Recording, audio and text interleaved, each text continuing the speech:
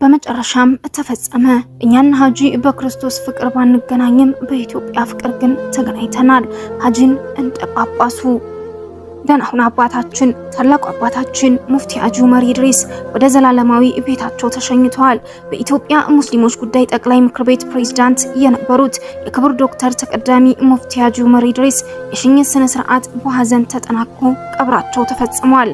ሙፍቲ ሀጂ ዑመር ኢድሪስ እኚህ ታላቅ መሪ በህይወት ዘመናቸው ሁሉ ለኢትዮጵያ ሰላም፣ አንድነትና ሃይማኖታዊ መቻቻል ያደረጉት አስተዋጽኦ ለዘላለም ሲዘከር ይኖራል። መላው የኢትዮጵያ ያለምንም ልዩነት ያሳየው የአባትነት ፍቅርና ክብር እርሳቸው በህዝቡ ልብ ውስጥ ምን ያክል ትልቅ ቦታ እንደነበራቸው ማስመስክሯል። በመሆኑም ትላንት አመሻሹ ላይ አባታችን ላይ የምን ማማረት ነው እሰይ ተርፈውልናል የሚለውን ትክክለኛ መረጃ ባጋራሁበት ቅጽበት ብዙም ሳይቆይ ግን ሀጂ ማረፋቸውን ሰማሁኝ።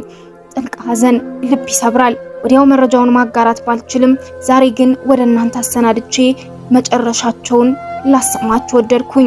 የሀጂ ዑመር ልጅ አቶ አህመድ ዑመር በቤተሰቡ ስም ባስተላለፉት ልብ የሚነካ መልእክትም ልብ የተነካ አባታችን የእኛ አባት ብቻ አልነበሩም አይደሉምም፣ የሁሉም ኢትዮጵያዊ አባት ናቸው ሲሉ የሙፍቲውን ሁለተኛውን አባትነትም መስክረዋል።